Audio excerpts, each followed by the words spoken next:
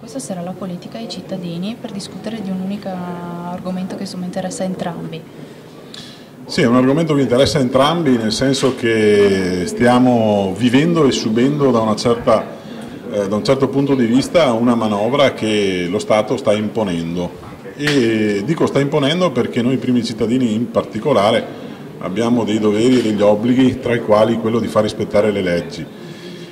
E anche se le leggi sono delle leggi così, tra virgolette, tristi, come quella dell'IMU, che impone una tassazione ulteriore rispetto a quella che già i cittadini stavano subendo negli anni scorsi, ecco, il Comune di Noale deve farla rispettare pur avendo mantenuto le aliquote al minimo e non avendole volute aumentare proprio anche per lo stato di crisi che stanno vivendo i nostri concittadini.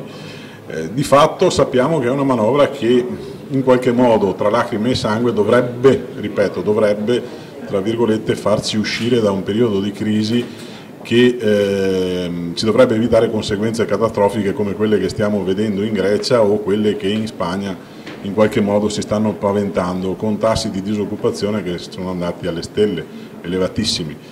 Per cui qualcuno in questi giorni ha anche ventilato ipotesi di IMU una tantum, pagandola quest'anno e l'anno prossimo addirittura rivelando un gettito totalmente alle municipalità. Io sono un convinto assertore del fatto che l'ente locale in particolare in questo momento ha la responsabilità e l'obbligo di far ripartire anche l'economia e l'ente locale lo può fare per due motivi. Il primo è perché l'ente locale è snello, nel senso che fa degli investimenti che si vedono immediatamente nella ricaduta nel territorio e soprattutto nelle aziende.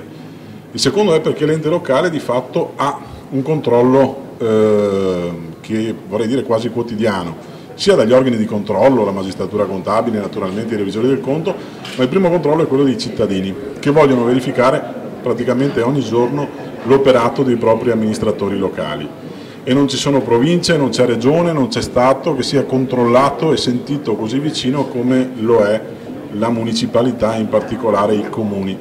Quindi io ritengo che se lo Stato vuole uscire un po' anche facendo ripartire i consumi, il primo investimento che dovrà farlo ridando risorse agli enti locali.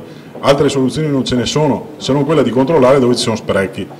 E in questo senso, a mio avviso, la politica ha una grossa responsabilità, che in questo momento è quella di proclamare a più riprese che si vuole tagliare, che si vuole ridurre la spesa pubblica, ma che di fatto non si fa.